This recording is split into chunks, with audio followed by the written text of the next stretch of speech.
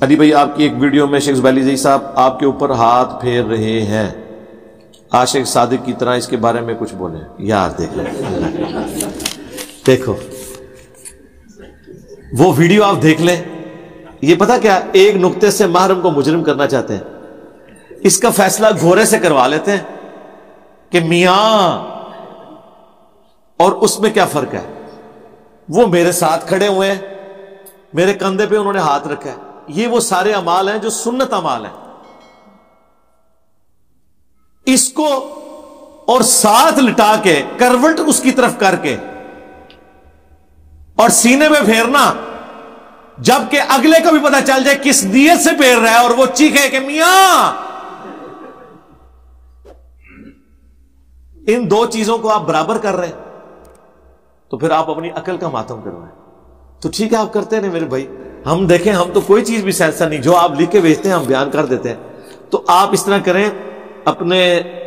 گھر میں سے کسی فیمیل کو، اپنی سسٹر کو، اپنی بیوی کو یا اپنی والدہ کو یہ دونوں واقعات بتا دیں اور ان کو کہیں کہ ہاں یہ دونوں ایک انٹینسٹی کے واقعات ہیں یا ایک جیسے واقعات ہیں۔ وہ تو میں نے خود آپ کو ایک حدیث بیان کی تھی کہ جابر بن عبداللہ رضی اللہ تعالیٰ عنہ کو، صحیح مسلم میں 2950 نمبر حدیث ہے، جب امام محمد باقر بن علی بن حسین، امام حسین علیہ السلام کے پوتے، زین العابدین کے بیٹے، ملنے گئے تو انہوں نے ان کے گریبان کے بٹن کھول کے اس سینے پہ ہاتھ رکھ کے کہا کہ اے میرے نبی کے بچے، وہ نبینا ہو چکے تھے تو وہ حضور کی خوشبو محسوس کر رہے تھے اس سے، کہ تو مجھ سے جو بھی سوال پوچھے گا میں تجھے بتاؤں گا۔ پھر لمبی حدیث شروع ہوتی ہے، وہ حضور کا حج کا طریقہ پوچھتے ہیں تو جابر بن عبداللہ وہ بیان کرتے ہیں۔ تو اس طرح اظہار محبت کے لیے اس طرح کا معاملہ ہونا اور ہے۔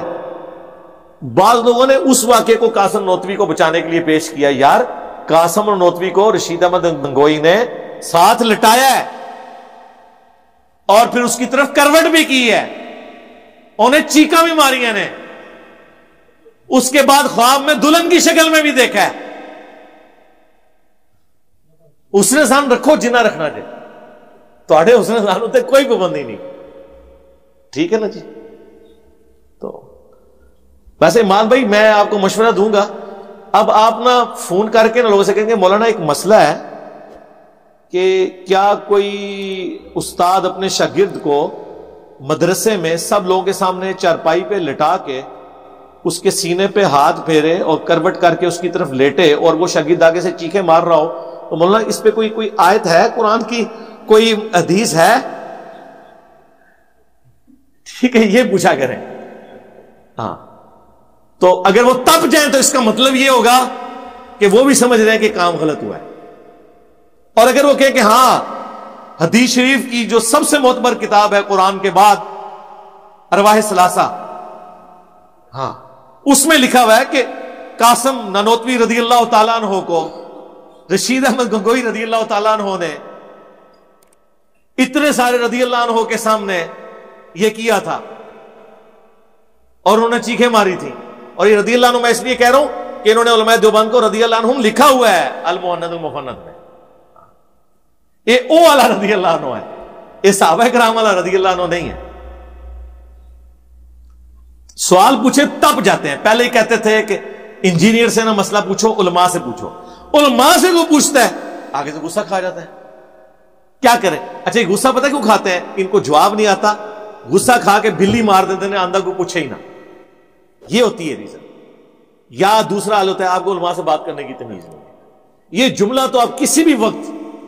کسی بھی موقع پہ کسی کے لیے بھی بول سکتے ہیں کہ آپ کو بات کرنے کی تمیز نہیں ہے۔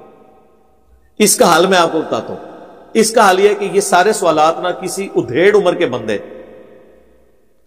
جس کی داڑھی سفید ہو، تھوڑا چندے چندے دینے والا ہو، جس کو مولوی یہ بھی نہ کہہ سکے کہ آپ کو بات کرنے کی تمیز نہیں ہے، کیونکہ چار بندے ساتھ کھڑے ہو کے کہنے گے شرم کر تیرے پیو دی عمر ہے، ایسے بابے ان کے اوپر مسلط کریں، بابوں کے ماننے والوں پر